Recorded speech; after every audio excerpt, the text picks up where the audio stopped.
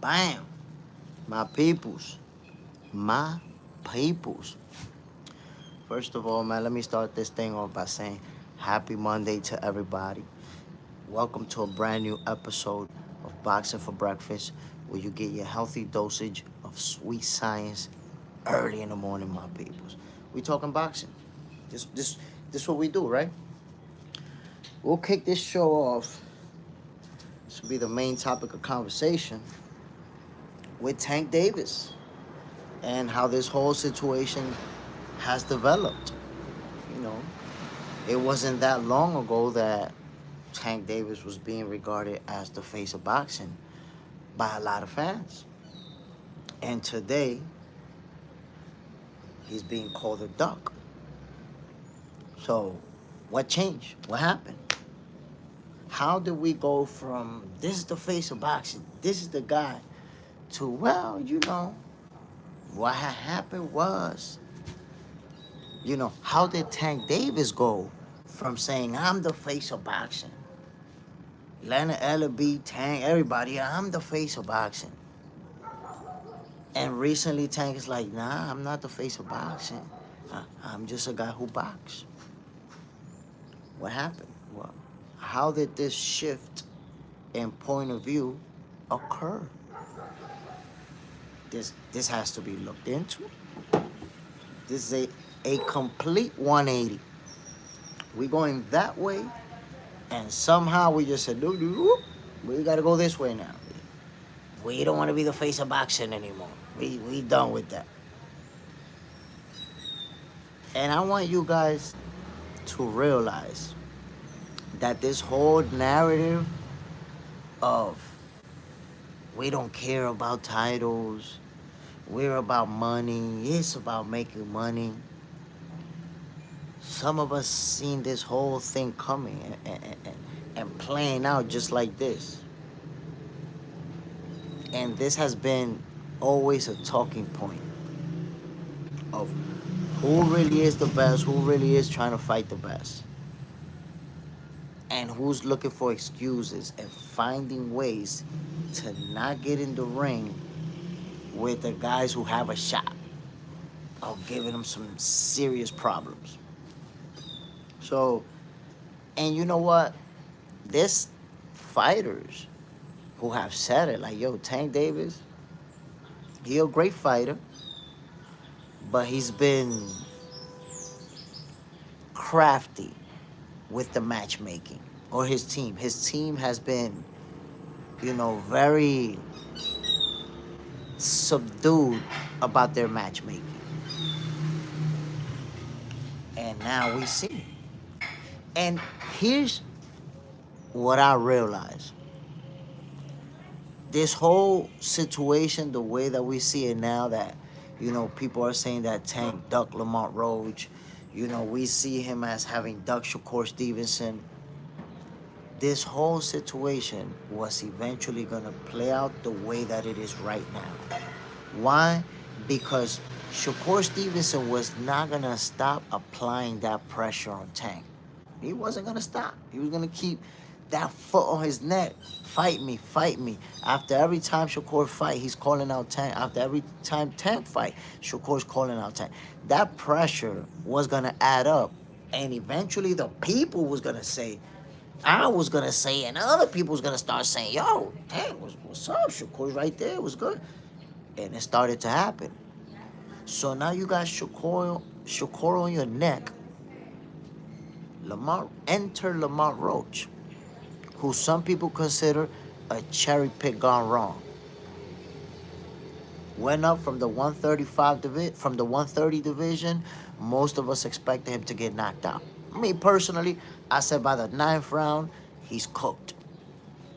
And look what he did to Tank Davis. And after that fight, where we all know Tank was gifted a draw, we all know about the knee gate, the grease in the eye, the turning around, the wiping of the face mid-round, the referee just staring at everything like he don't know what to do.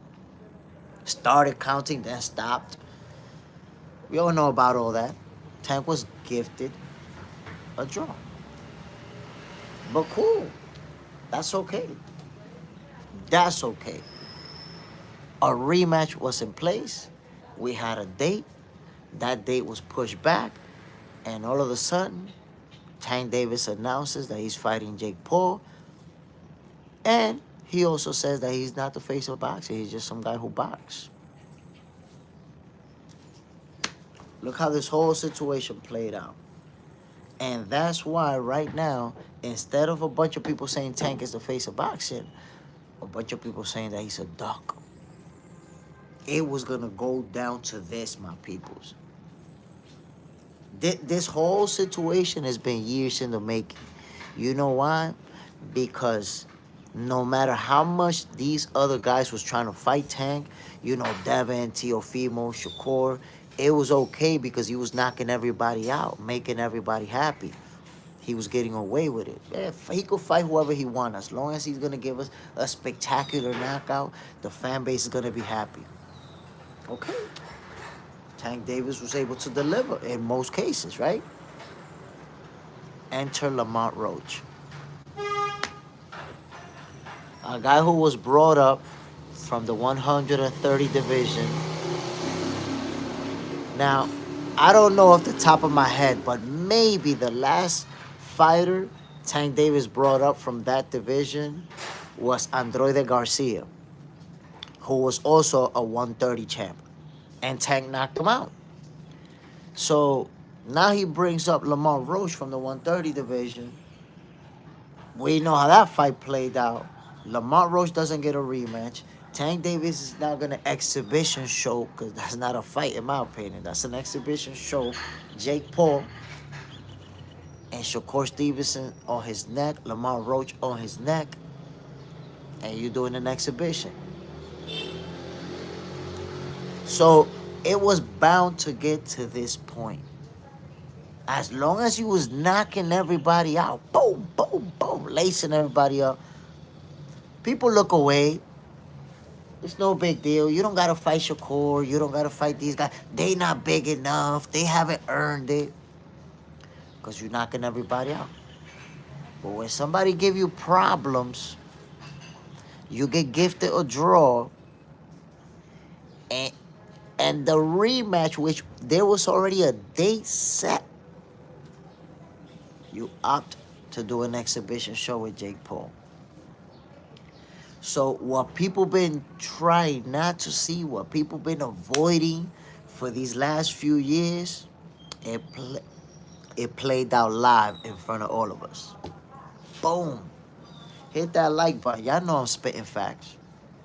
Y'all know I'm spitting facts. Come on now. Let's keep it 100%. We have to do it like that. You're angry, man. You need a break. You're angry. Take 24 hours to listen in. Again, my peoples, Tank Davis went from being the face of boxing to a duck. Just like that. Just like that. It shows, and I'm sorry to be the one to bring it up, and people don't like to admit it. It shows that all these years that people been trying to say, yo, now the best is this guy, the best is this guy. The people who were in the Tank Davis bandwagon, they was wrong. Don't get it twisted, he a great fighter. But they was wrong because they believe at some point Tank Davis was gonna knock all these guys out. And he refused to fight any of them. Wow, you know what? You're there predicting, yo, Tank is gonna knock Shakur out if he fight him, and he's gonna knock out Tio, he's gonna knock out Devin, all of them getting knocked out. Tank refused to fight all of them. Andrew, what's good, man? I remember seeing you live, and we were talking about Tank and gonna move up weight. How disappointing. And if you recall, you may recall, I'm not sure, but I specifically said, before Tank Davis announced anything, I said Tank Davis cannot make 135 pounds anymore. He's either gonna have to move up or retire. And a lot of people say, nah, yo, Tank is too small. He's not moving up. He's too small. I'm like, nah, he's not too small. He's not too small. He been in that division since he was 25 years old. Think about your own body when you was 25 and when you was 30. So his body is not the same, but he's making the same weight class. Trust me. Just because he go down to, let's say, 133 or 133 and a half or something, 134 and a half, whatever, that doesn't mean that he made weight easily. You put somebody in a sauna and they could go a little bit over. But still, he struggled to make that weight at 30 years old. That's why. And after I said that he was gonna have to move up, literally the next day, and the receipt is there because I got the live, and then there's the day that he announced it. The next day he announced that he was either gonna fight Manny Pacquiao or move up to 140. He never mentioned Lamont Roach. There you have it. The guy who gave him problems when it was time to say who the next opponent was gonna be, Tank was like, yeah, Manny Pacquiao, 140. And now exhibition with Jake Paul. That's what you're gonna do. But that also tells us a lot about Lamont Roach. Lamont Roach is the truth. I felt he was a good boxer. Nowhere near as good as he actually is. I didn't realize. I didn't know. I got the night that Lamont Roach fought Tank Davis, I got put on to Lamont Roach. I didn't know he was like that. Timmy T, I never personally had Tank as the face of boxing.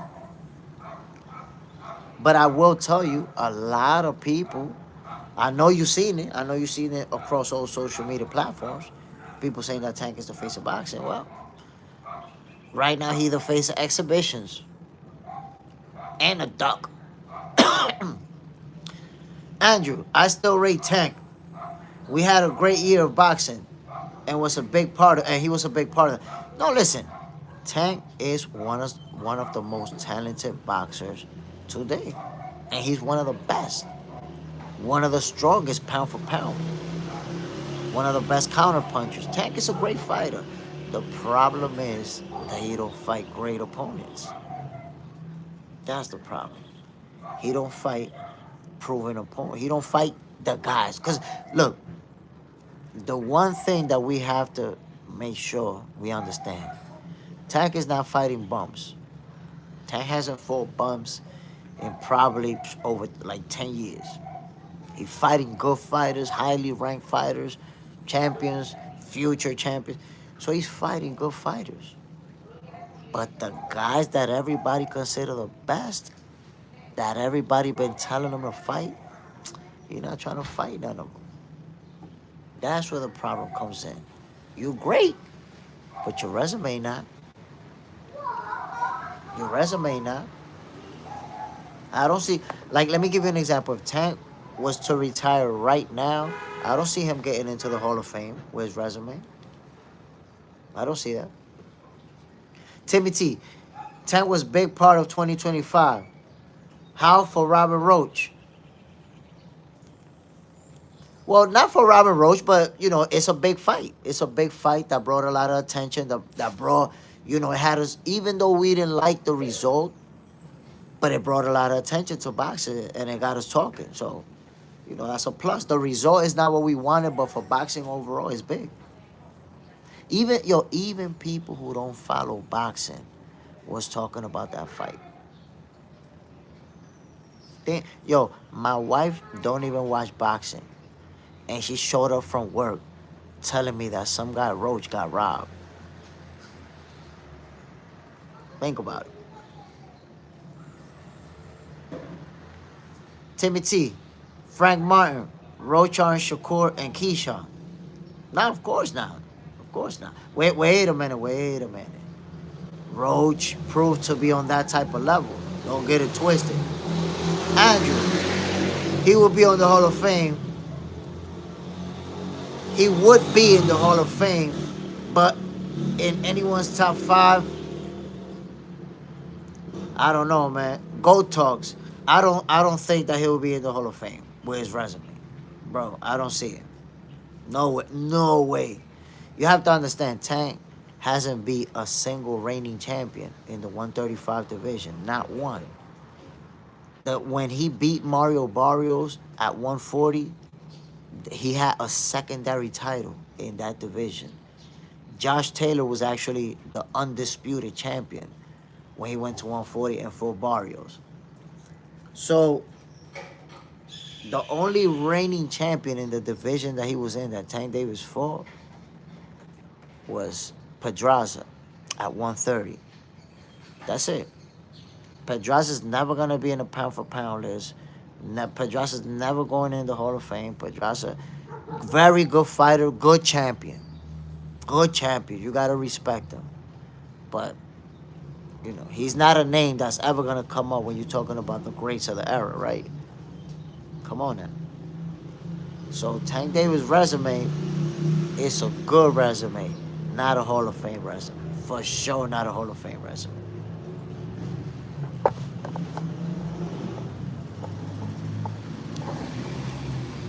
Timothy Rolly Romero going to the Hall of Fame, I guess also. I don't know what you're talking about, Rollies, man. Jason William, what's your thoughts on Tank versus Leo Santa Cruz? That's a good win, not a great win. And I'm going to tell you why it's good, not great. I would say Leo Santa Cruz at 130 is Mikey Garcia at 147. Mikey Garcia, a great fighter, accomplished a lot. But what did he do at 147? He got beat up. What did he do in that division? What did he accomplish?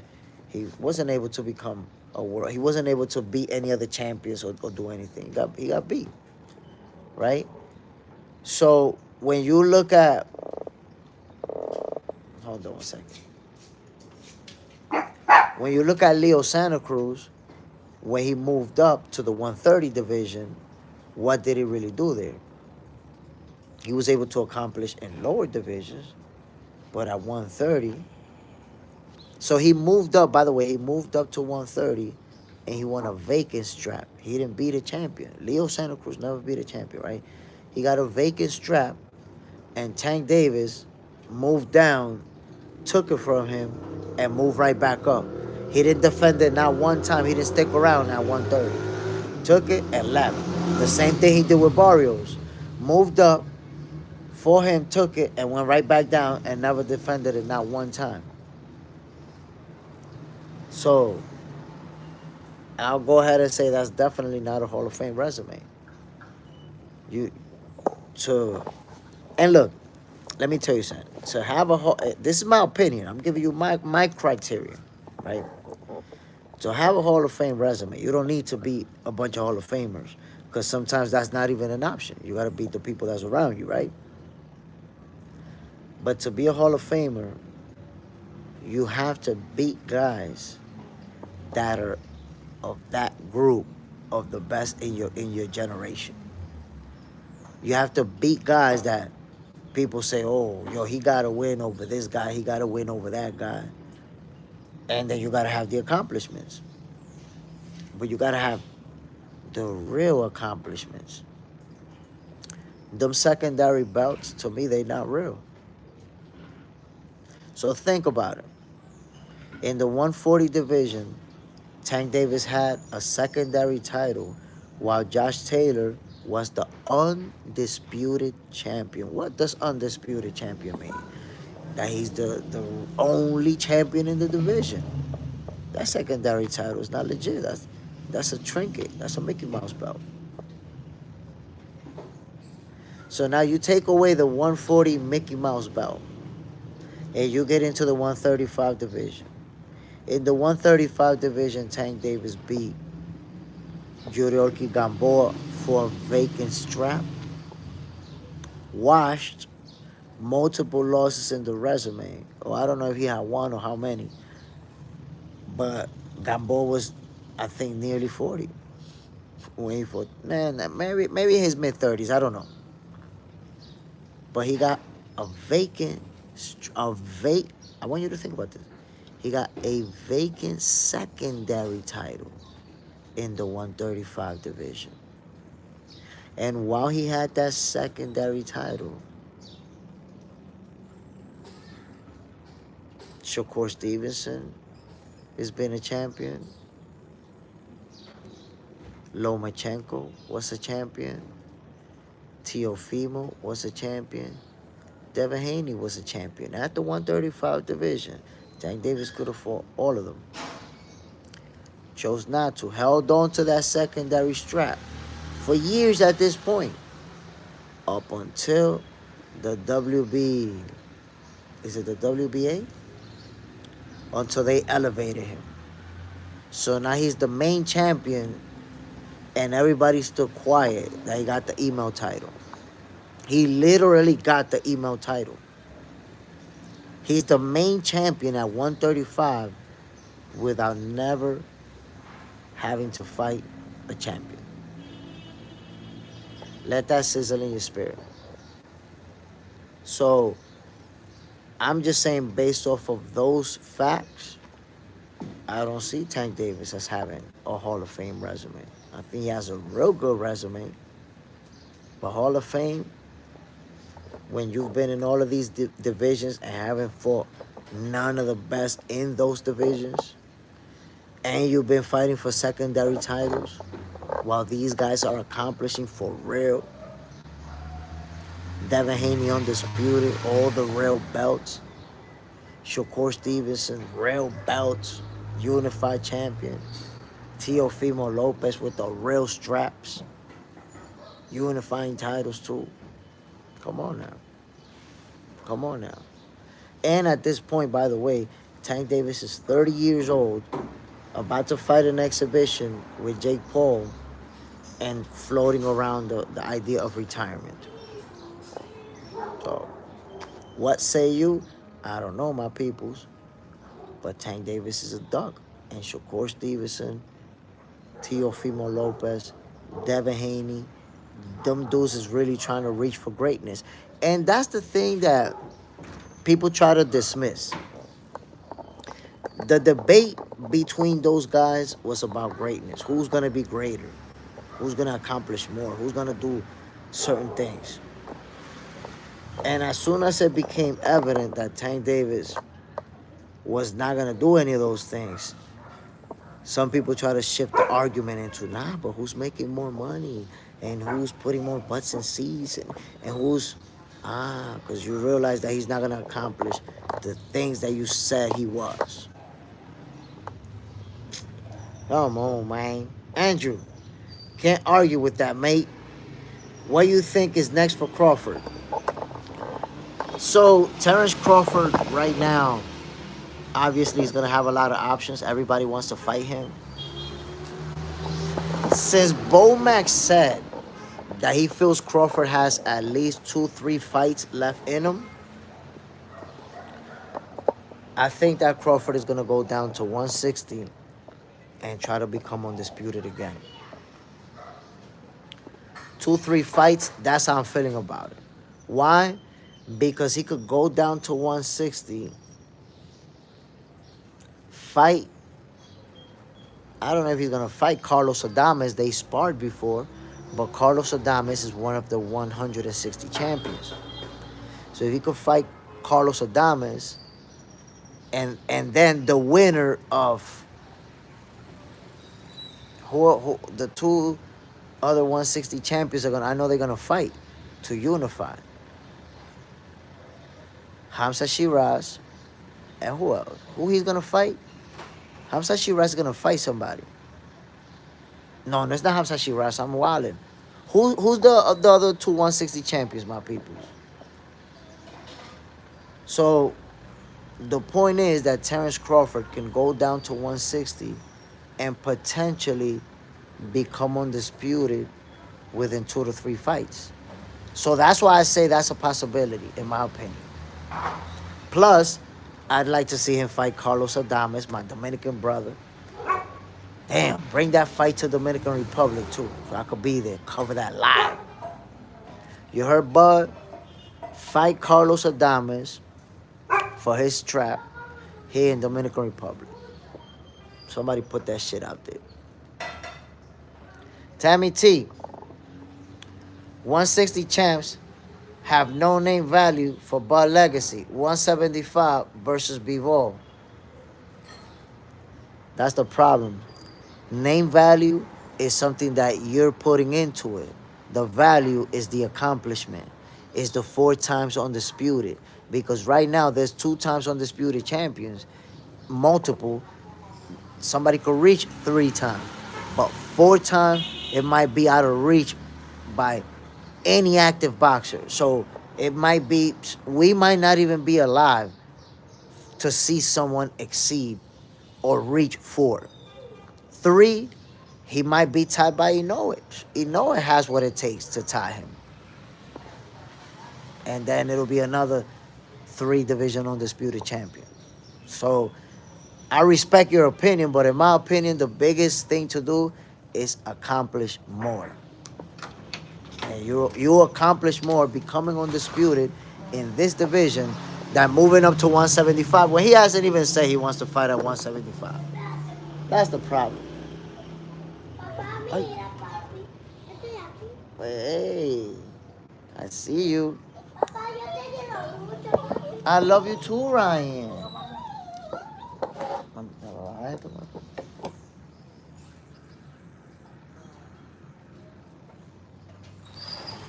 So when you say that Bivol is the best option, Bivol, that's because you thought that Canelo was going to win by knockout. And when you say Canelo's going to knock him out, Canelo got him. And he beat Canelo the way that he did. Now you want somebody bigger and stronger. And you're like, yeah, this is the guy that's big enough to get him. It's more about you wanting to see Crawford win. More about you wanting to see Crawford get beat than you actually wanted to see him accomplish more.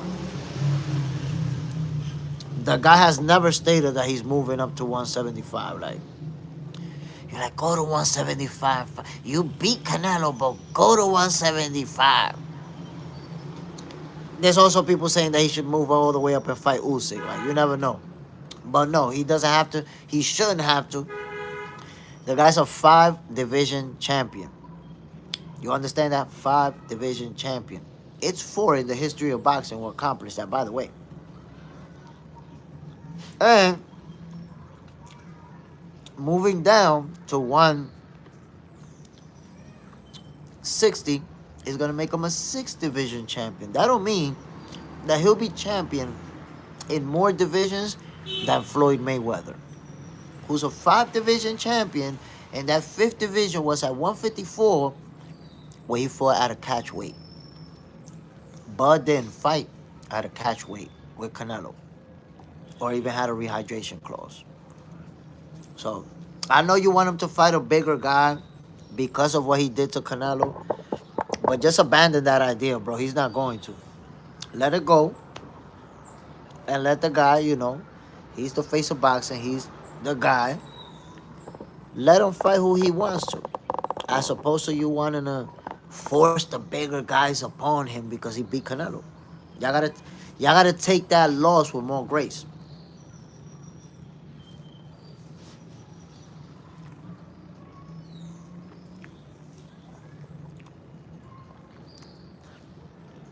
Andrew, there you go. Lara and this, I can't pronounce his name. He can fight, man. He's gonna win that fight.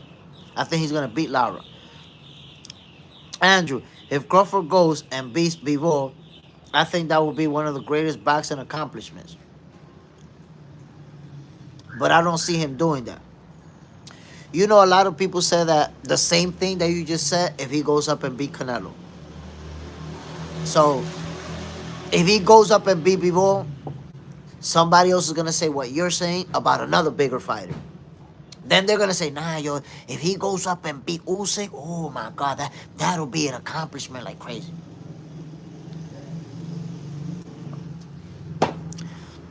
You have to understand, Andrew. First, they say he couldn't beat Errol. He beat him. They had excuses. They say he couldn't beat Canelo. He beat him. Now they want him to fight bigger guys. Think about that. He was too small for Canelo. Two divisions, weight classes for a reason. How did people go from he's too small at 168 to he should move up to 175? That's a crazy transition. I don't know how people transition into that. Branyo Romero, good morning, my brother. Heavenly blessings. Salute, Branyo. Bam, appreciate you dropping in, my G.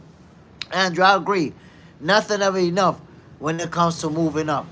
It's never enough. Crawford keeps winning, keeps accomplishing, and people trying to keep getting on bigger guy and another bigger guy and another bigger guy. It's like it's never going to be enough because people want him to lose that badly.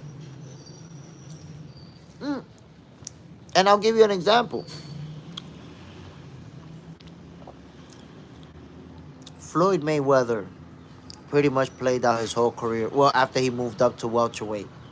Played out the rest of his career at welterweight. And people wasn't asking him to move up. And then he got a title at 154 at a catch weight and went back down. Floyd Mayweather never fought at 154. Never fought at 160. Never dared to even think about 168. And people want Crawford to move up to 175? What the f... I don't even know what to say.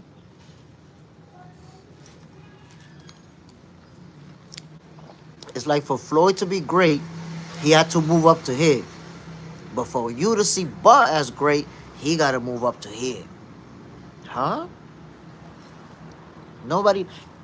That's what I don't understand. That mentality towards Crawford. Nobody else has been asked to do that. I don't remember people telling Floyd that he had to move up. I don't remember people telling none of these other fighters, yo, you got to move up, move up.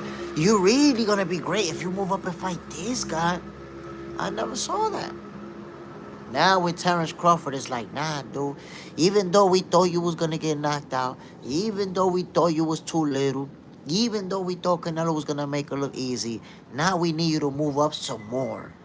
Even though we argue about weight classes for a reason, we need you to move up again. Yo, I consider that wicked work.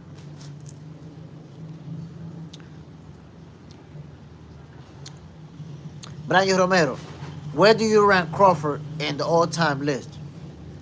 So I'm going to say I have him in my top 10, but I don't know exactly where. I don't have him in my top 5. I don't think. I'm not sure. But definitely in the top 10. I have to really sit down and look at it. He's in the top 10. In my opinion, all-time greats, I got him in the top 10.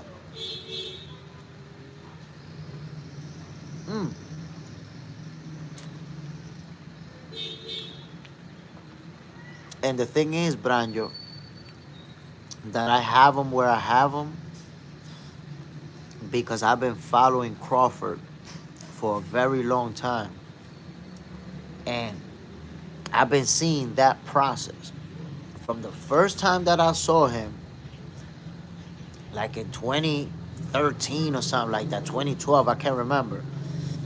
But the first time I saw him fight, I knew like, yo, this guy is different. I didn't know he was going to do all these things, right? But I knew, yo, this guy's different. And I was so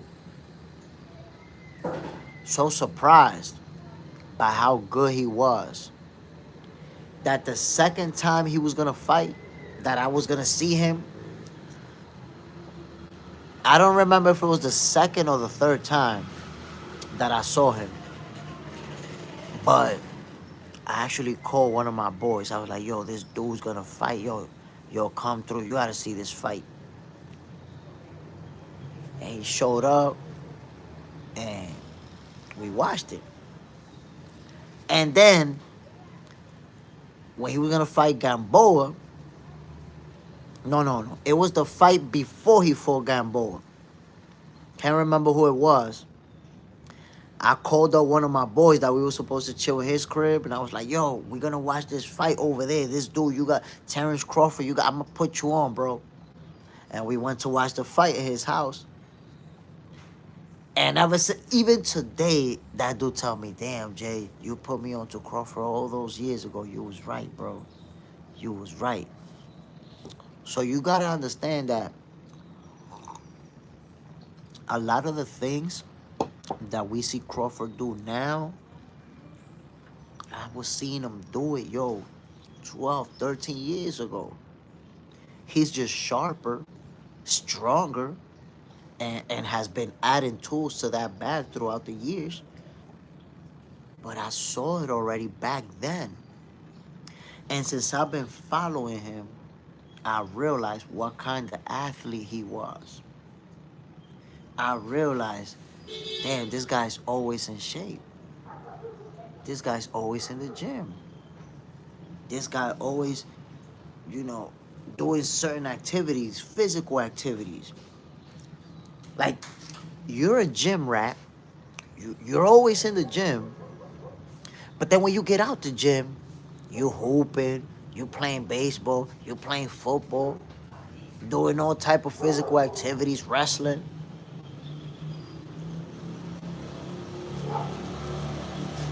So for the time that I've been following Crawford, I already realized the type of athlete that he was.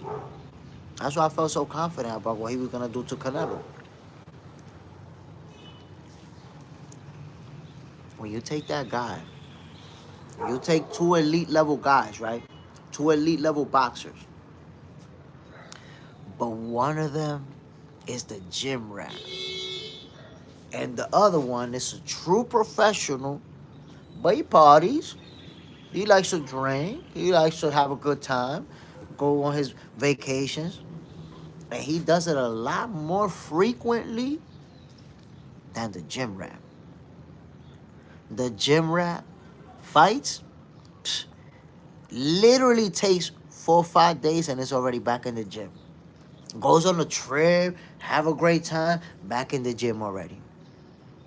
Crawford was already posting videos of him in the gym a week after the fight or 2 weeks after the fight, already in the gym, training. Is Canelo in the gym already? So Canelo, I wouldn't be surprised if right now he's in a nice yacht in Mexico, with a couple of margaritas, a couple of Coronas, a couple of ladies. Well, the wife and some friends, or maybe a couple of ladies and some friends, having a good time, enjoying life. When you take those two type of athletes and put them against each other, the gym rat is gonna go to work. He's gonna win that fight, 9 times out of 10.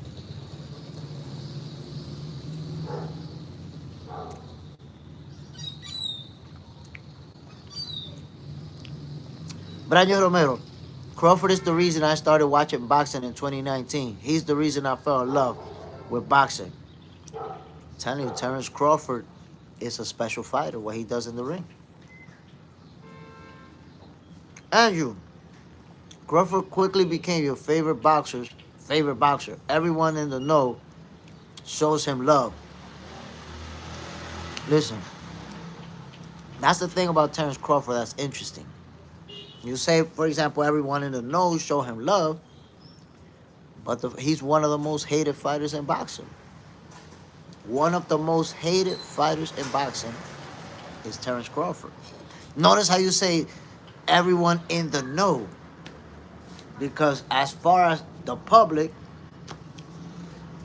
look, the guy accomplishes. And before even giving him any flowers, I think they raised his arm to announce that he was the winner. And before they brought it down, fans was already like, fight Benavidez, fight Bivol, move up and fight Usyk. Like, he didn't even bring down his hand yet, bro. They ain't even put the belt all the way on. And people's already calling for him to fight bigger guys. Like, what kind of hate we got going on for this dude?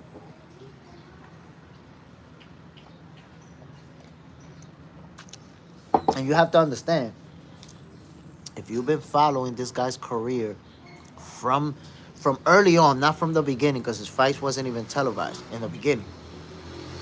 But if you follow his career from early on, when he started getting on TV, you realize that this guy's always been treated as the nobody, the underdog.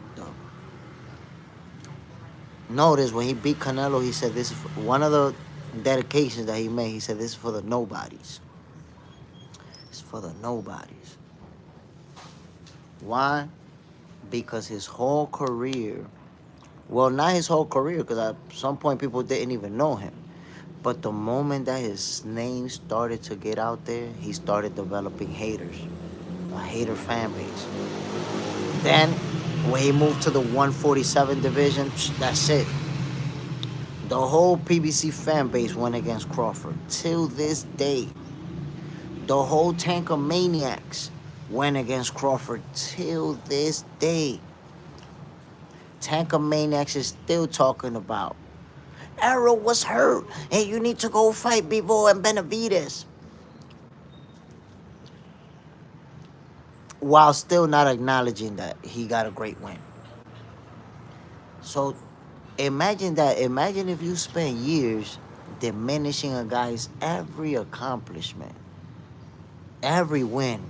Oh, nah, Errol, the car accident. Porter was washed. Amir Khan wasn't the same. Everybody, Kell Brook wasn't the same either. Just anybody he beat just wasn't the same. Okay.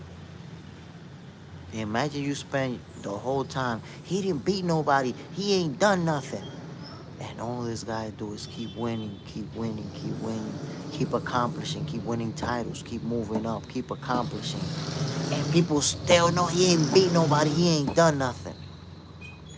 And through all of that, through the politics, when the PBC blocked him and didn't let him fight any other guys who had belts, but then Errol had to fight him, because that WBO title is the only way that he could become undisputed. Had to fight him. So what you have to understand is that Crawford went against the odds and wrote his own destiny. He forced the card. Errol had no choice, had to fight him. And then look, moves up again. Beats another reigning world champion. Jumps up to division. It's the underdog. It's supposed to lose. It's supposed to get knocked out. Made to look easy by Canelo. Wins again. Imagine if you've been diminishing, discrediting this guy for years, and he becomes the face of boxing. You gotta be mad. You gotta be frustrated. Come on now. Come on, my people. You're gonna be frustrated. If you try to convince everybody he ain't know that, he ain't beat nobody, Canelo's gonna make it look easy, and he does what he did, how are you gonna feel? So that it breaks down into two groups. It's the people who just accept it. The next day, there was people in the chat right here saying, yo, Jay, you got it. That's it. Crawford is the greatest. I'm not gonna, that's it. This is his era. I'm never gonna say that he's not great again. I have people say that. And then there's the people that just showed up. Yo, but he gotta fight Bivol, and he gotta fight, Benavidez.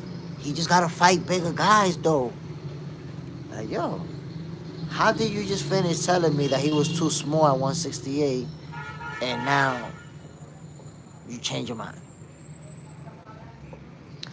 You know what's funny? There's this dude. There's this guy, man, he probably unfriended me. There's this guy who spent months telling me about how Canelo was gonna knock Crawford out. How Canelo was way too strong. How he cannot even imagine how Crawford's gonna get past the 6th round with a guy like Canelo Alvarez who's gonna apply that pressure on him. This guy wanted to bet money with me so bad. I'll bet money with you. Let's bet money. It's gonna be the easiest money ever. Yo, after the fight, I couldn't even find the messages, B. I couldn't even find the messages anymore. I was looking for his messages to say, yo, what happened, bro? It was supposed to be too easy for Canelo. Let me see.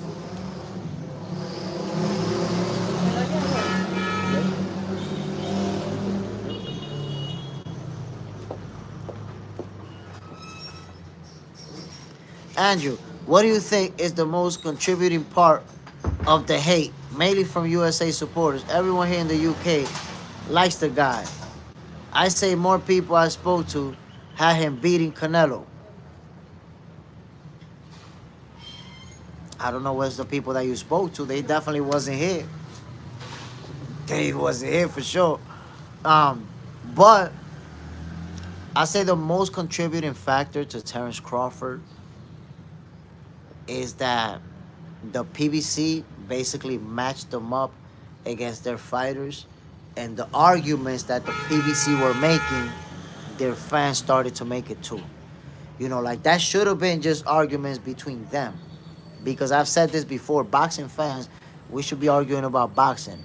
We shouldn't be arguing about who makes more money, who sells more pay-per-views, who put more butts in seats. That shouldn't even be part of the conversation. You know, that could be a talking point that we bring up, okay, but to make it a conversation about that, it shouldn't be. And what the PBC did in order to, you know, uplift their fighters and diminish Crawford is that they started floating around that the narrative that he ain't making no money. We the ones making the real money. We the ones selling the most pay-per-views. We the one he ain't doing. He's broke. They started floating the narrative that Crawford don't got no money and the so a lot of false narratives started being floated by the PBC and their fan base. And in reality, when you look at it, that's mostly the people who don't like Crawford. 9 times out of 10, if somebody tell you I don't like Crawford, you look at what they posting. They posting about Tank Davis is the face of boxing and all this other stuff.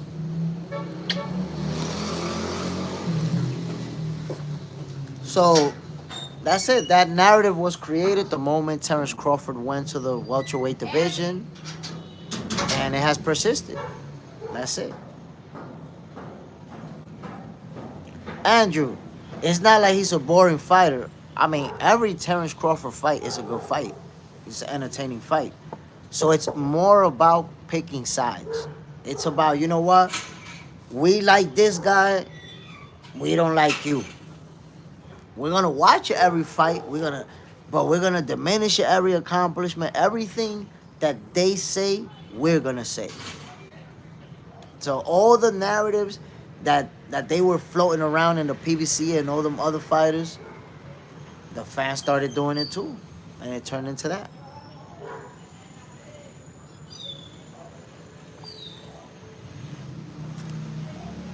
I could tell you, my peoples, I've never disliked a fighter because they signed with this promotional company or with that promotional company. Like, look at Shakur Stevenson.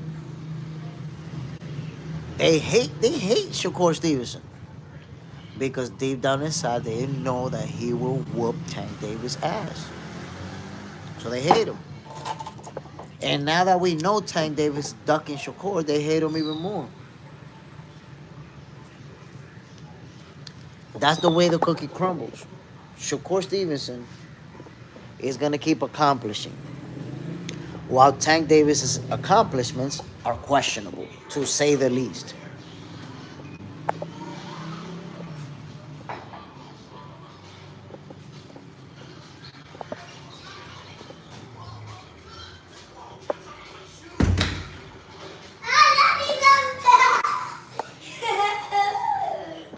My son over there watching TV. My peoples. Hope you guys enjoyed your breakfast on this beautiful Monday morning. Superman in the building. Salute, my brother. Bam. They corny haters. They get me tight. I was listening to a review the other day on the Tankomaniacs channel. It was nasty work, man. I can't even imagine. I can't even imagine. But that's why I tell you that what they do is that they use narrative. Via narrative, they control what the fan base thinks. Because I saw something about Coach Cal telling Tank not to go nowhere near Lamar Roach because Roach is a nobody. Roach is a nobody. But does he not want him to fight Roach because Roach is a nobody? Or because he knows Roach will put all type of hands on Tank?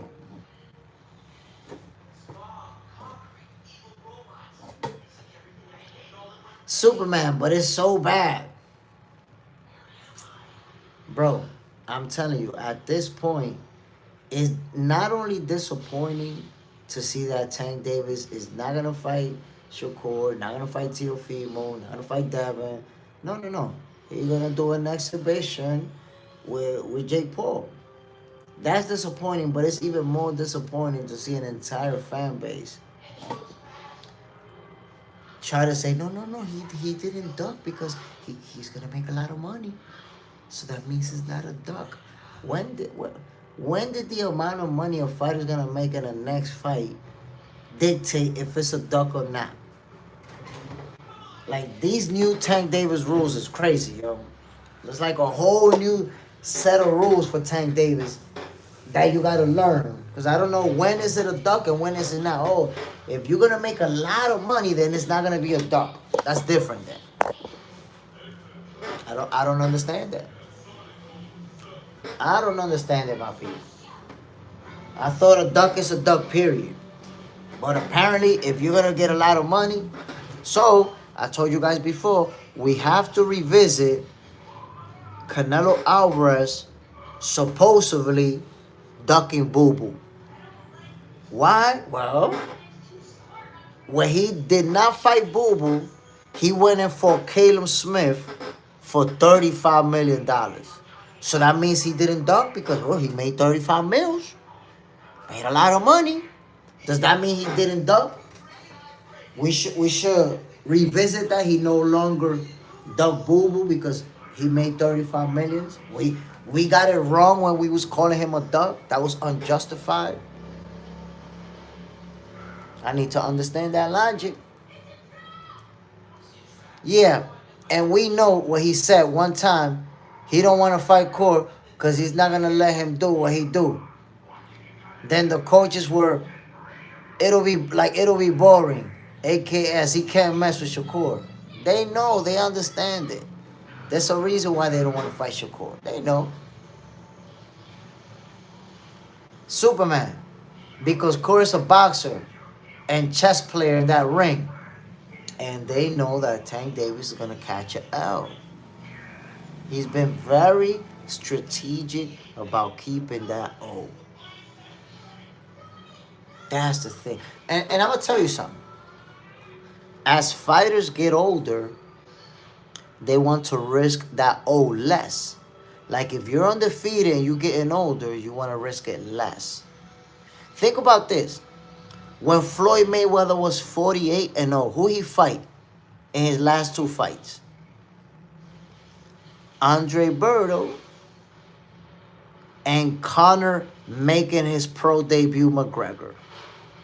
Those was Floyd Mayweather's last two professional fights. Andre Berto, Conor McGregor. That's how he got to 50, to 49 and 50. Terence Crawford last two fights are 154, Madrimov, and Canelo Alvarez at 168. Come on now.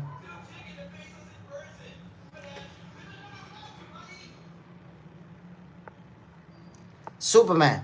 It's sad because he's good enough by the looks. And I gotta say, Tank Davis, if we look at the skills, he's one of the greats of this era. He's just not fighting. And, you know, his skills are up here. His resume is down here.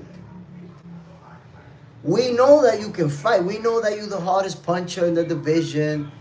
One of the best counter punches in boxing. We know about your abilities, your footwork, everything that you bring to the table.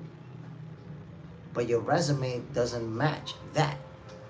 You're not fighting the guys that are up there with you. Superman, Berto should count because he's a boxer. But now UFC McGregor. Now, Berto, I'm not saying that Berto doesn't count. But what I'm saying is that Andre Berto was a good boxer. Like what you would see, let's say Frank Martin. But he wasn't. Actually, Andre Berto at one point I think became a champion. I don't remember if it was a secondary, but I know he held the title. But at that time, my point is that Andre Berto wasn't seen as one of the best in the game. He wasn't seen as a pound for pound guy. You know? So Floyd Mayweather, for those last two fights, he didn't fight the big names. He didn't fight the big dogs. Keith Thurman at that point was coming up undefeated, young, hungry lion. Floyd wasn't having that with no Keith. So he was very selective with those last two fights to secure getting to that 50-0. And that's not what we see from Terence Crawford, who he's not trying to get to 50-0. But look who he fought just now. The guy that was supposed to beat him, he was an underdog. And his last, yo, listen. If you're a world champion, an undefeated world champion, and at 38 years old, you're fighting as the underdog, you a gangster. You a gangster. At that age, undefeated champion, you ain't fighting at no underdog. 38? Like I told you, go see who Floyd was fighting at 38. I think at 38, that's when he fought Andre Berto. So at 38, he was fighting Andre Berto. And at 38, Crawford was fighting Canelo Alvarez, 2 divisions above. And some people consider it 3 divisions above. They stopped saying that after the ass whooping, though. Came at 44, Floyd ducked Amir Khan also. Khan was too fast for him. I wouldn't say he ducked Amir Khan simply because he was washed at that point. He was on, like, when Amir Khan was coming up, Floyd was on his way out. I would say Floyd was on his way out. So, for that reason, I say, yeah, he didn't have to fight Khan. But,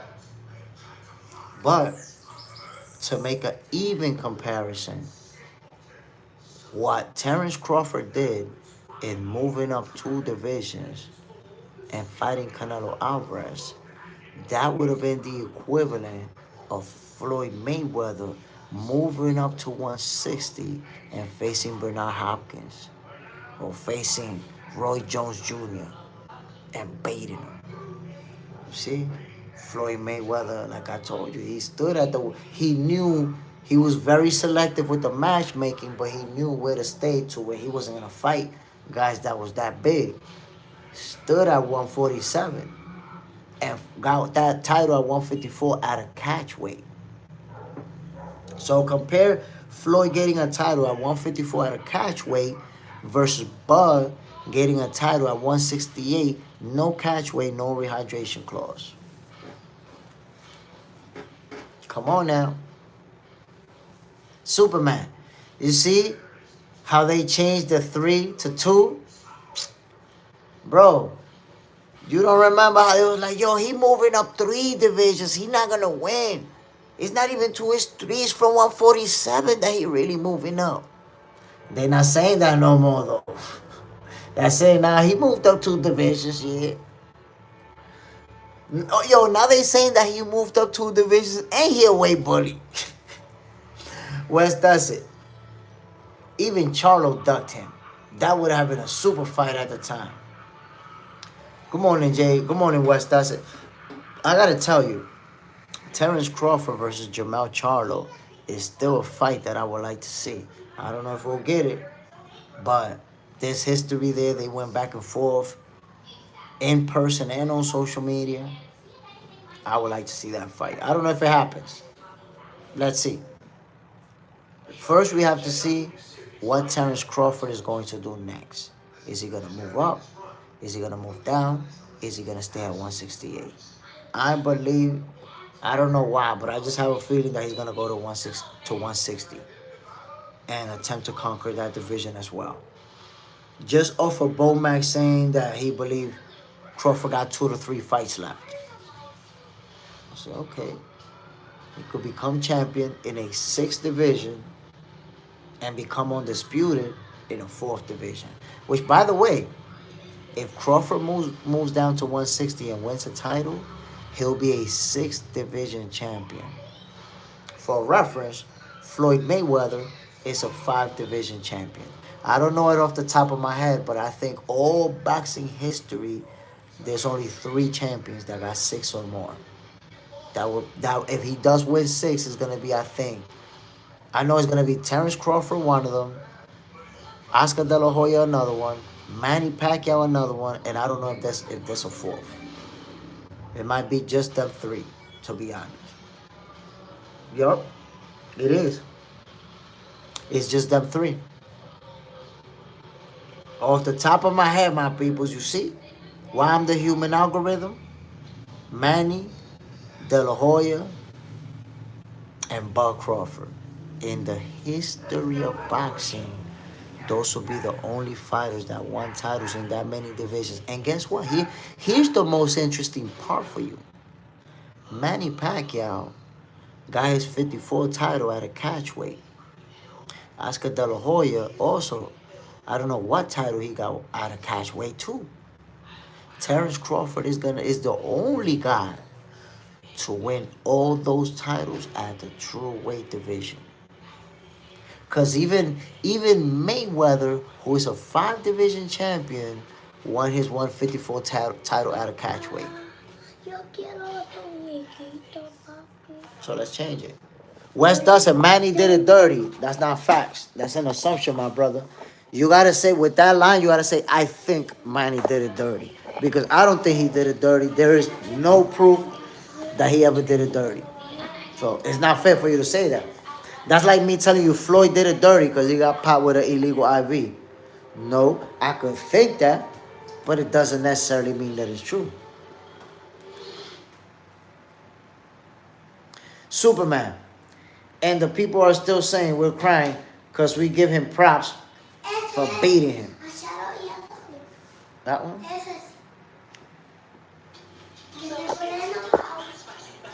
Okay, there you go.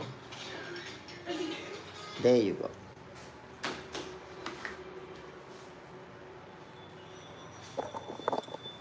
My peoples, once again, another episode of Boxing for Breakfast, where you get your healthy dosage of sweet science early in the morning. God damn, we got all type of shit over here.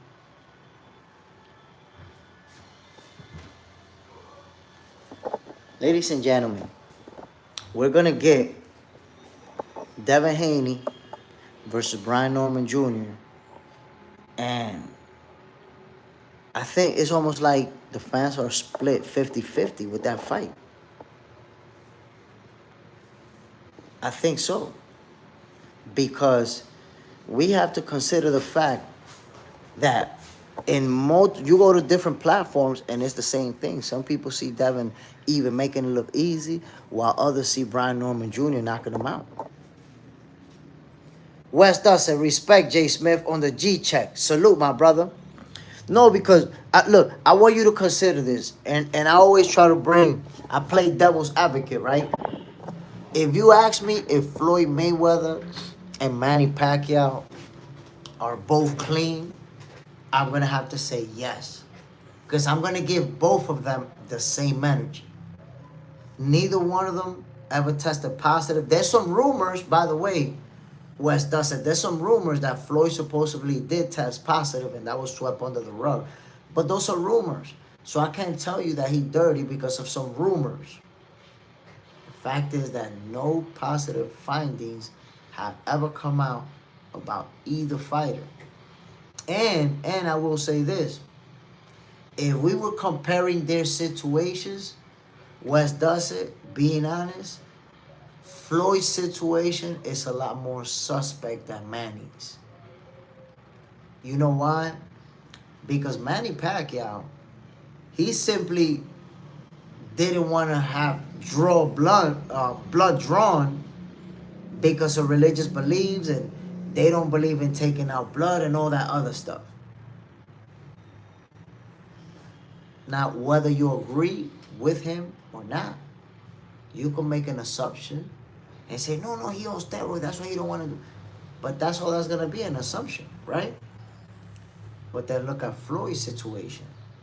He got caught with an illegal IV the day before the fight, red-handed, like he couldn't deny it, and they gave him an exemption for that IV after the fight.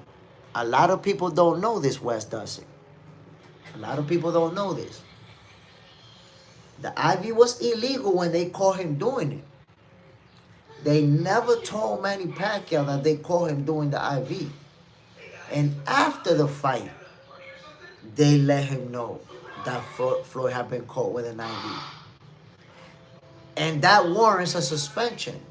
But after the fight, they gave Floyd Mayweather an exemption saying, yeah, we're giving you permission to use it. But he had already used it.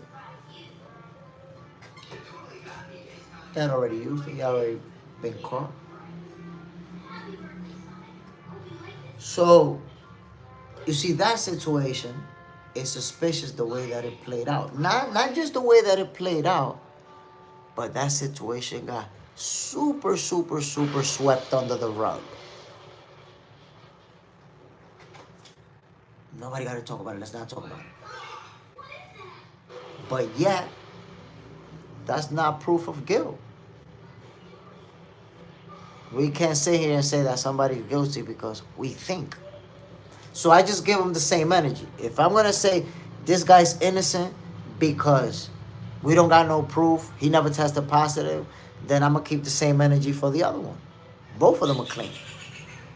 Wes Dustin. Devin has the talent to box circles around Norman. But if he has those moments of slipping with Norman, I don't think he will get back up. I don't know. I'm going to tell you what, Wes Dustin. I think that Brian Norman Jr. has the size and the athleticism to stay right in front of Devin Haney and force him to fight. Remember that fight with Vasyl Lomachenko? He couldn't dance circles around Lomachenko because Lomachenko got some nasty footwork and super athletic, and stood right in front of him. Devin had to fight. Because Devin's not the type of fighter who, if you're in front of him, throwing punches, he's not going to show up. He's going to counter. He's going to be firing shots with you. And we saw that with Lomachenko. So I believe Brian Norman Jr. is going to be able to stay in front of him. And is going to make it a fight.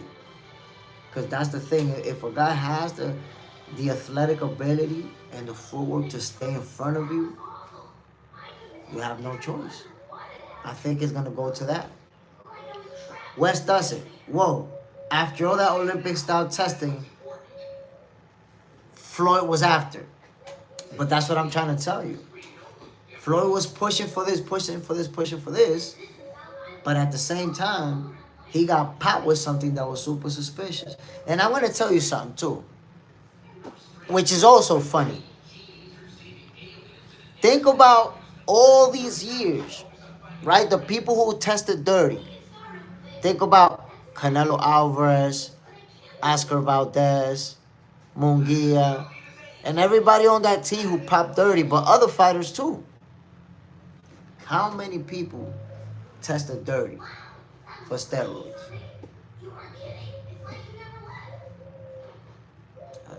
That says that people are using steroids in boxing, right? Let that sizzle in your spirit. People testing dirty left and right. And one of the reasons why IVs are illegal in boxing is because you can use IV to mask steroids. So, for example, you use steroids and you did it cycle off. You're on roids. You can use IV, and then that can mask the steroids. That's why IVs are illegal. That's why IVs are illegal, my peoples, because you can use them to mask steroids.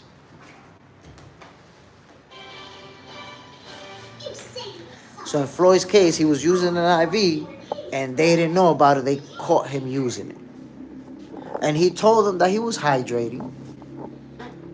He couldn't drink Gatorade or hydrate like regular people hydrate. He needed an IV. And then they gave him an exemption for it. But I want to ask you, you see all the people who got caught for steroids? Who busted them? It was VADA. VADA busted them. People who was in the VADA program stay getting busted. Who was running the program that Floyd wanted to do with Manny? USADA. When's the last time, my peoples, that USADA busted a champion for steroids? You guys want to tell? You could Google it because I don't even know. Off the top of my head, I can't tell you about USADA busting anybody. They don't even seem trustworthy. You ain't bust nobody. It seems like anybody could do steroids and fight under USADA. Rafael Polanco. Paisano, you was right about Crawford versus Canelo. Hats off to you. Tú sabes lo tuyo. This is RPG El Dominicano, living in Lima, Peru. Salute.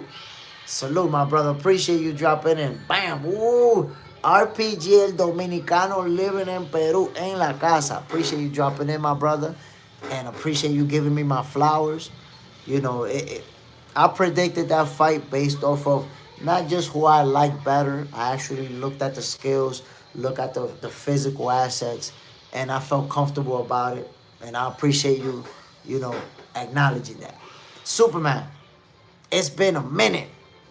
My people, listen. We know that Terence Crawford is now the face of boxing. Who does he fight next? And by the way, Shakur Stevenson versus Teofimo Lopez, that fight looks like it's close to being made. No announcement yet, but I really want to see that fight, my peoples. I'm excited about it. Two young, hungry lions, both world champions, both, multi-division, unified champions, in their prime, in their 20s. You don't get this every day. So, Shakur versus Teo, that's a legitimate super fight. Wes does it.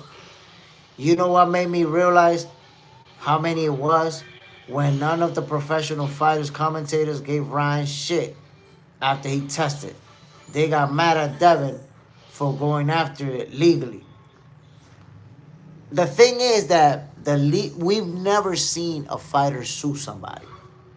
We've never seen that before. So that made it an awkward situation. Like, damn, y'all fought and you suing him? So you could make a good argument for why, it's okay to sue, but we never seen that in boxing. And boxing it's a real macho sport. And it's like, how are you suing? That's what he got flack for. That's a taboo subject. A man suing another man because you use steroids out, you cheated, I'm suing you. So I think that's mostly the reason why people looked at it like that. Plus the way the fight that it played out. Because whether or not Ryan Garcia was using steroids, Devin Haney spent a whole training camp or throughout the presser telling Ryan Garcia, all you got is a left hook. All you got is a left hook. And then he proceeded to spend 12 rounds getting hit by that same left hook. Getting hurt, getting stunned. Now, I know after the first couple of times that you get hurt, it's hard to be yourself again because your legs are not there anymore. You're not the same. But damn, man, the way that fight played out is crazy. And I will say, because we know Ryan Garcia tested positive and they overturned the decision, right? Devin Haney is now undefeated again. He has a no contest. I think that's what had to happen. There was no reason to sue. And he ended up dropping the suit. He ended up dropping it. Westa said Margarito hurt some men. changes their career. I'm not sure how you bringing in Margarito into this. Margarito was wearing some shit in his hands. Like he was wearing plaster in his hands. So I think that's a bit different. There's a lot of factors to consider. Like I'll give you an example. Wes does it. Ryan Garcia had a percentage that suggests that it's a possibility that he did have something tainted. The percentage that it was, but you could say no because he cycled off, and that's why it was that percentage. We'll never know. But the point is, with plaster in your hands, there's no questions to be asked. Like, yo, with plaster in your hands, that's a different type of advantage. That shit dries up like cement. You punching somebody with something that it's a different ballgame. JJ's in the house. Good morning, Jay Smith. I'm here. Let's go. Hit that like button, everyone, as you enter. Salute, my brother. Appreciate you dropping in. Bam. Yo, we talking about this whole situation, man, with Ryan Garcia, Devin Haney, the steroids allegations, and positive test, and how the whole fight played out. But see, that's what we have to accept. Wes does it, even though the results were overturned and all that stuff. That beating, it can't leave our minds, because whether Ryan Garcia got the W or the loss, whether he cheated or not, he beat him up pretty bad. Enough to leave us thinking, is Devin Haney going to be the same again? Beat him up pretty bad. Let's see how Devin Haney how his career plays out. Is he going to continue to win? Is he going to continue to accomplish? If that's the case, then I say there's no need for no lawsuit. If he changed his career to where, oh shit, that's it, after that point, he just out there getting beat up, then I'm like, yeah, you got to sue him. He took your career from you. But if he's going to continue to accomplish and win, nah, you don't need to sue. JJ's in there. Good morning. Oh, no, my bad. Plaster in your hand. It's attempting to murder someone. Bro, putting that stuff in your hand and punching somebody in the head with all your strength, you're trying to kill somebody. Trying to kill somebody. West does it. A confident Devin has solid chance, I think. I believe so too. Look, right now, honestly, I'm seeing it as a 50-50 fight. Because I have that much respect for Brian Norman Jr., his power, his athleticism, what he's able to do in the ring. But I know that Devin Haney is a special fighter. When they first announced it, I said, yo, Brian Norman Jr. is going to knock him out. But remember, we was just coming off of that fight, watching Norman Jr., with that spectacular knockout. But after coming down from that high and seeing Devin Haney, how strong he looks, how big he looks, sharp, little videos here and there, little clips that I've seen, it's like, wait a minute, nah, man. Devin Haney is one of the most accomplished young fighters for a reason. So right now I see it as a 50-50 fight. My peoples, before I finish today's show, I have to give you my words of the day. Multiple people hit me up privately. Yo, what's up? Where's the Jay Stradamus words of the day, man? We've been missing it. I've been missing it. All in a rush. I'm out of here, my people. Boom, man. Run off on y'all. Oh, no, man. I got to give you the words of the day. Hold on. Let me settle in for this for y'all. JJ said that. God bless you, Jay Smith, and the By Center family. God bless you too, my brother. Bam. So check me out, man. Check me out, my people.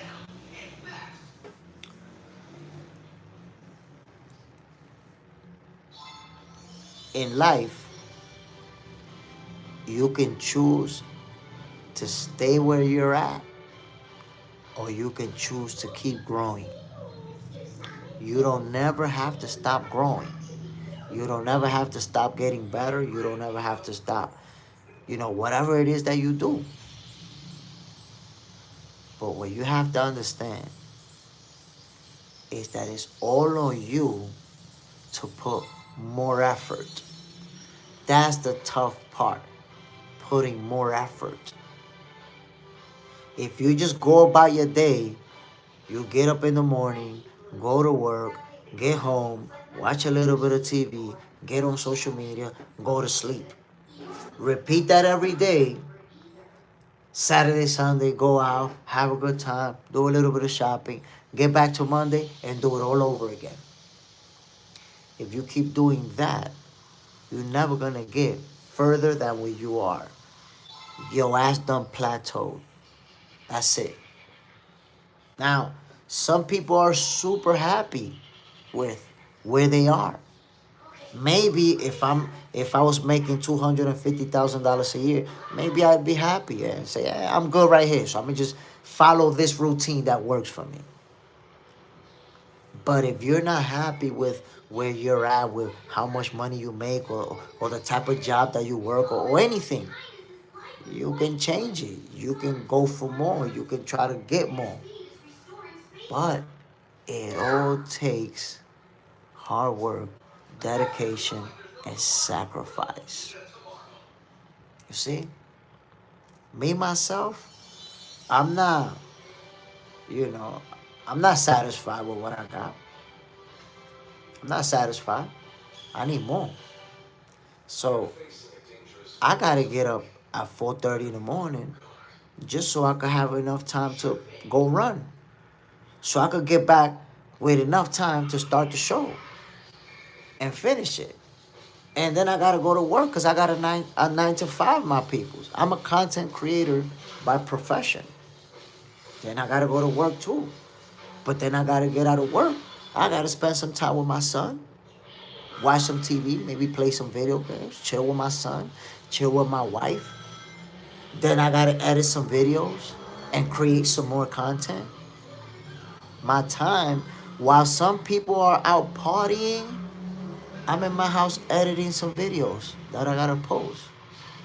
While some people are having a good time, going to the mall, going somewhere to the club or wherever, I'm shooting some video. I'm in some activity, recording something. So if you're really trying to get to another level, the amount of fun that you're going to have needs to be minimized. If you want to have fun from Friday night to Sunday night and every day just go to work and go home, fine, but you're never going to get anywhere further than that. So look for the things that you want because they're not going to look for you, my peoples.